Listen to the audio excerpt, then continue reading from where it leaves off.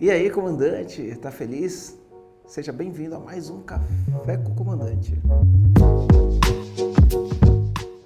E na série Café com o Comandante, ela funciona mais ou menos assim, ó. Imagina que você pudesse tomar um café comigo e aí, nesse café, você iria me fazer uma pergunta. E eu ia responder essa pergunta tua. Então, a série Café com o Comandante é exatamente isso. Eu tô aqui tomando um café, eu tô imaginando que você tá aí tomando um café e você vai fazer uma pergunta para mim e eu vou te responder. Como funciona? Cara, é só rolar essa página aqui, deixar a tua pergunta, minha equipe vai separar, vai mandar para mim uma hora eu vou responder a sua pergunta. Para você saber que eu respondi a sua pergunta, se inscreve no canal, ativa a sineta, porque se você ativar a sineta, quando eu responder a tua pergunta, o YouTube te avisa. E aí você não perde a resposta que eu vou dar para a tua pergunta, beleza? Então vamos lá. Ó. A primeira pergunta é Everaldo Nicole. Ele põe assim: Marcelo, bom dia. Você sempre diz contrate devagar e demita rápido. Preciso substituir um laranja podre. Porém, o cara é um técnico fantástico. Em comportamento é péssimo. E é daqueles que não se substitui de imediato. Sendo sua área impossível de ficar descoberto, o que fazer? Boa pergunta, porque no final do dia isso é a realidade de muitos empresários, né? Isso tem uma coisa que eu ficava pé da vida quando eu ia nos eventos, né, de startup, enfim, desse ecossistema de startup, logo quando mudei para Florianópolis, uma coisa que me incomodava tremendamente era essa frase, quando você ia num evento, subia ali um empreendedor, subia um investidor, ele ia fazer palestra, ele falava, ó, contrate devagar e demita rápido. E aí eu pensava assim, quando eu via isso, né? Eu falava, cara, eu queria ver esse cara fazer isso lá na minha empresa. Porque na minha empresa era assim, cara, eu fechava um contrato, tinha que contratar 30 pessoas, né, para começar o contrato, senão não começava. Então, na minha empresa era assim, ó, eu contratava muito rápido e demitia muito devagar. Por quê? Porque eu tinha que contratar rápido para atender o cliente, e se eu contratasse errado, quando eu percebesse que estava errado, eu não podia mandar embora, porque eu tinha que, enfim, fazer toda uma engenharia muito louca para mandar esse cara embora, porque eu pensava assim, ruim com ele, pior sem ele. Muito provavelmente isso é o que você está passando agora, né? Ruim com esse cara, pior sem esse cara. A gente tem que entender o seguinte, das fórmulas, quais são os problemas das fórmulas, né? A fórmula, ela não leva em consideração o fator humano.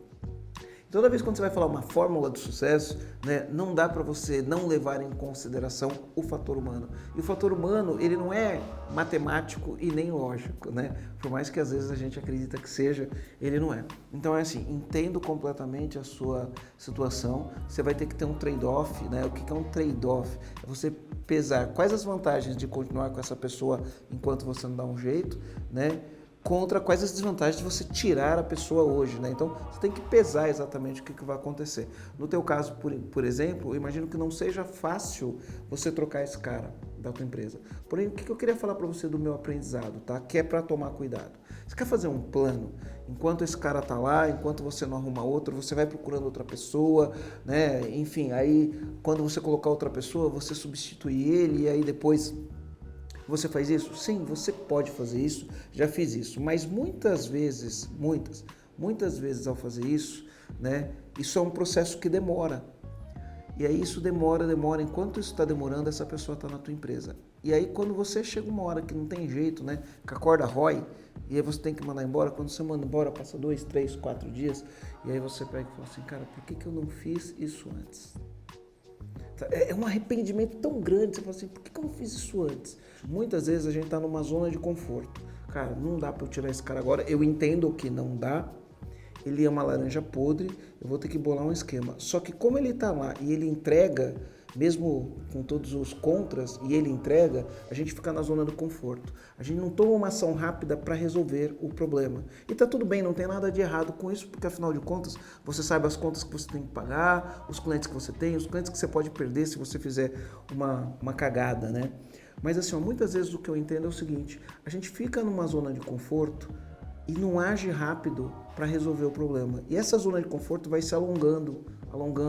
Isso demora muito tempo, até chegar o fatídico dia que você vai mandar esse cara embora ou ele vai sair por si só e você vai se arrepender de não ter mandado ele embora antes. Por que eu estou com essa narrativa? É o seguinte, você já entendeu o problema, o que você precisa fazer é agir muito rápido. Você já sabe o problema, o cara é um técnico fantástico que não serve para a tua empresa. O que você precisa fazer? Arrumar um outro técnico que sirva para a tua empresa. Seja ele fantástico ou mediano. mas que tenha um comportamento adequado com os valores, com a cultura da sua empresa. Se o cara não for fantástico, você treina, porque um dia ele vai ser fantástico. Mas faça isso rápido.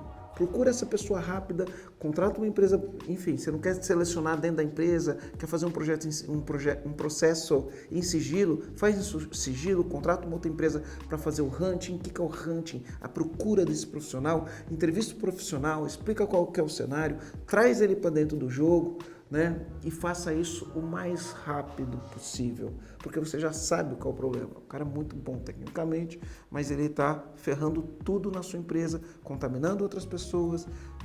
Haja rápido, porque a zona de conforto de falar, cara, mas se eu tirar ele agora, eu tô ferrado? Quanto tempo você está falando isso? 10 dias, 15 dias, 1 mês, 2 meses, 3 meses, 1 ano? Você vai ficar mais 1 ano, ou mais 10 dias, ou mais 15 dias, ou mais 1 mês, ou mais 2 meses? Então, o que eu vou falar para você? Haja rápido. Mas você pode falar assim, pô, Marcelo, mas tá difícil. Eu sei, tá difícil para você, tá difícil para mim, tá difícil para todo mundo. Haja rápido.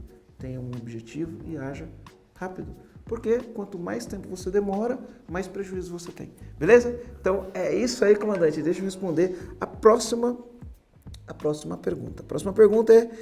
não sei nem falar o nome, porque é um nome... Enfim, não é português. Seque pou fe bizin sou etene. Não sei nem se é um nome ou se é uma frase isso aqui, né? Michelotti. Bom dia, comandante. Eu sou do Haiti, ficamos internacional. Fico muito feliz de lhe conhecer. Foi por meio do meu mentor, Wendel Carvalho. Grande amigo, Wendel Carvalho. A minha pergunta é a seguinte, eu queria ter uma dica, por exemplo, em porcentagem, como dividir o lucro ou a comissão pelos meus colaboradores. Então, talvez por você ser de um país diferente do nosso, talvez as mensagens sejam diferentes. No Brasil, comissão é uma coisa, lucro é outra, tá? Então, o que é comissão? Quando você tem um vendedor, quando o vendedor vende, ele ganha uma comissão sobre a venda. Isso aqui é comissão no Brasil. Então, é só estabelecer a comissão, né? E aí cada empresa, cada produto, depende da margem, depende de uma série de coisas, vai pagar a comissão. A comissão é um número que pode ser fixo ou que pode ser variável. Como assim pode ser fixo e variável? Você pode ter assim, por exemplo, o vendedor que vender até 100 mil reais, ele vai ganhar 1% de comissão. Que vender de 100 a 200 mil ganha 1,5% de comissão. Acima de 200 mil ele ganha 3% de comissão. Ou seja, você cria uma comissão escalonável com aceleradores. Então, quanto mais resultado ele tem, mais comissão ele ganha. Enfim, existem várias maneiras de você fazer isso com comissão, tá? Agora, lucro já é uma outra história que não tem nada a ver com comissão. O que é distribuição de lucro? No Brasil a gente chama PPR, né? Participação por resultado ou programa de participação dos lucros. Enfim, a gente tem alguns nomes. No Brasil existe uma legislação própria para isso. E aí você pode fazer da seguinte maneira. Se você for seguir a legislação, você tem que homologar esse acordo no sindicato, tá? Tem que cumprir a lei. Mas, de qualquer maneira, como funciona? Você determina qual percentual dos seus lucros você vai distribuir para os seus colaboradores. E o que precisa acontecer para que você distribua o percentual de lucro. Então, por exemplo, você fala assim, ó, se eu bater tanto de faturamento e tiver tantos por cento de lucro, desta parte do lucro eu vou distribuir um percentual disso para os colaboradores. E aí você distribui esse percentual para os colaboradores. Como você distribui? Você pode distribuir isso de acordo com os cargos. Então, operação vai ganhar X%, 30% do que for distribuído vai ser para operação, 30% vai ser para coordenação e 40% vai ser para gestão. Então você cria as escalas como vai ser distribuído, tá? Isso num programa participação de lucros no Brasil. Mas também você pode criar bonificações ou premiações, que você não precisa homologar no sindicato. Então, como funcionaria isso? Você estabelece uma meta, um objetivo, e você pode falar, olha, se a empresa bater a meta, né, meta de faturamento, meta de lucro, e os funcionários baterem as metas de desempenho individual, né, ele vai ganhar uma bonificação, sendo 50% do prêmio pela meta da empresa, 50% do prêmio pela avaliação de desempenho. E você pode ainda criar regras que assim, ó, se não bater a meta da empresa, não distribui nada, né? Não tem prêmio nenhum. Bateu as metas, aí você pode distribuir. Pode ser um múltiplo de salários, então, olha, operação vai ganhar 2 salários, coordenação vai ganhar 4 salários, gestão vai ganhar 5 salários. Podem ser múltiplos de salários de acordo com o nível hierárquico da empresa, pode ser múltiplos de salários, né? Pode ser um número fixo, ó. Se bater a meta no final do ano, cada colaborador vai ganhar 10 mil reais, né? Cada coordenador vai ganhar 15 mil reais, cada gestor vai ganhar 20 mil reais. Então você pode determinar de acordo com a realidade do fluxo de caixa da sua empresa. É um percentual do lucro e você tem que analisar o fluxo de caixa da sua empresa para ver se você vai ter condições de pagar também, né? Porque a gente sabe que faturamento é vaidade, lucro é sanidade e caixa é rei. Às vezes a empresa tem lucro, mas não tem caixa. Se não tem caixa, como vai pagar? Então, se a tua empresa é uma empresa que tem um bom faturamento, gera lucro, gera caixa, é só você se planejar para fazer bem feito. Inclusive, a gente, dias atrás, né, a gente distribuiu aqui, acho que foi 11, 12 dias, a gente distribuiu a bonificação dos nossos funcionários, que foram múltiplos dos salários, porque a gente bateu meta no passado, meta de faturamento, meta de lucro, e teve as pessoas que bateram meta de desempenho, enfim, distribuímos e foi uma festa só. E parabéns pela sua iniciativa de querer trabalhar a meritocracia, né? Dividir parte dos lucros com quem te ajudou a conquistar os lucros. É isso aí, comandante. Então eu tenho mais uma pergunta aqui, Eduardo Massariol. Ele manda assim: Comandante Mor, bom dia. Comandante Mor, eu gostei, chique no último. Estamos iniciando uma nova empresa no ramo de metal mecânico. Não temos nenhuma atividade executada a não ser a expertise de cada membro que está acreditando nessa nova jornada. Ou seja, temos apenas o intelectual e mais nada.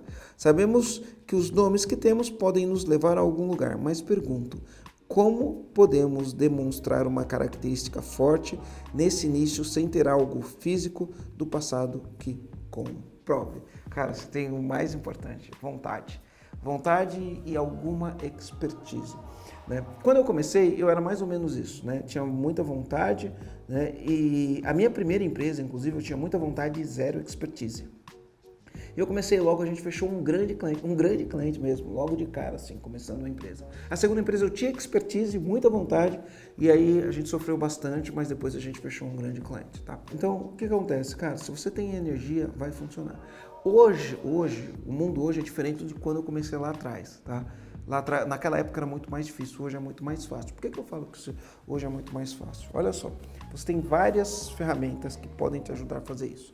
Você pode começar a produzir conteúdos nas mídias sociais, YouTube, Instagram. Aqui no EAG, toda a nossa geração de lead é através de produção de conteúdo como essa que eu estou fazendo com você, onde eu gero pessoas que estão interessadas a ouvir o que eu tenho para falar. Logo, eu gero uma autoridade sobre quem eu sou e o que eu faço. Logo, quando eu vou usar o marketing digital para atingir essas pessoas, isso facilita com que eu venda para essas pessoas. Então, isso é um jeito de você começar. Cara, eu não tenho nada, mas deixa eu falar sobre essa área, tudo aquilo que eu conheço, para as pessoas olharem e falar: cara, esse cara manja, se eu tiver que fazer alguma coisa, eu vou fazer com ele.